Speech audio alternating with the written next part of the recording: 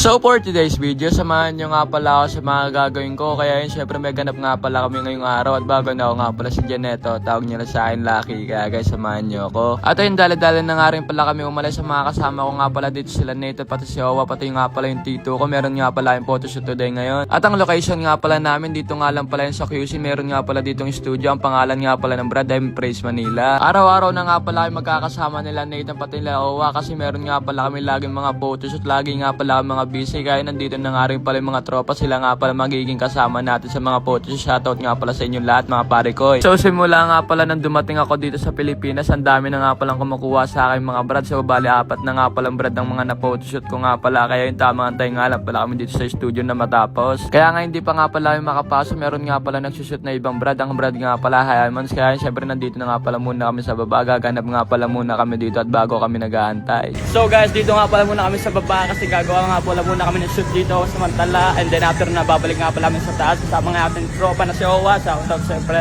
At ayun, dali-dali na nga rin pala kami nag-umpisa dito. Ito nga pala yung mga t-shirt na ipupromote namin. Tignan nyo naman, napakabisa niyan. Kaya syempre dali-dali na nga rin pala ako nagpalit. Ang kinuha ko nga pala size dito ay size medium kasi ayun nga pala yung maganda para sa atin. At syempre tignan nyo naman yan, mabisa talaga tong clothing brand na to. Pag ako talaga nagdala, patay ka na. Ito nga pala suot namin guys, unrelease pa nga pala to. Hindi pa nga pala to nilalabas. Kaya ito nga pala muna yung sinuot namin. Pero kung gusto nyo gumit nga sa TikTok, meron pa naman doon mga ibang clothing brands. Praise Manila, ano pang inaantay, magumit na kayo para naman yung mga postura namin maging kagaya namin kayo. Kaya syempre nagsimula na nga rin pala kami dito nag-shoot. Kaya tignan nyo naman dito, ganap nga pala kami dito ng dalawa ng tito ko. Kaya yung tito ko nga pala dito nagbebenta, tapos nanakawin ko nga pala yung paninda niya, tapos makikita nyo kung anong mangyayari. Yung mga gantong galawan, sanay pa naman ako dito, yung mga tinatakbo yung mga gamit. Syempre joke lang. At ayun, tapos na nga rin pala namin gawin nyo. Kaya syempre nag-photoshoot na nga rin pala kami dito. Kaya pinipicture na nga pala kami dito. Tignan nyo naman, napakabangis na itong tropa natin. Salamat nga pala sa nagpo-photoshoot sa amin, yung photographer. At makalipas nga pala ng 20 minutes, kaya nandito na nga rin pala kami sa studio. Tignan nyo, napakabangis nga pala ng studio na to. Kahit ano nga pala nandito, lahat nga pala nandito na nga pala kung anong gusto namin gawin. At hindi na nga rin pala ako naka-video na maayos. Kaya syempre nandito na nga rin pala ako sa condo ko. May kikitain nga pala ako dito. May kukunin nga pala ako ditong Goyard na bag. Kaya nandito na nga rin pala yung tropa. Tignan nyo naman dito, napakabangas ng Goyard na to. Shoutout nga pala sa ropa natin dyan. Kaya tignan nyo naman, napakabangis nga pala ng Goyard na to. Kaya ito syempre meron na naman tayong bag kasi nasira nga pala yung bag natin. Kaya ito na nga pala yung gagamitin natin. Salamat nga pala sa tropa. Kuha na nga pala natin tong Goyard natin. Napakabangis. Tignan mo naman yung Goyard na yan.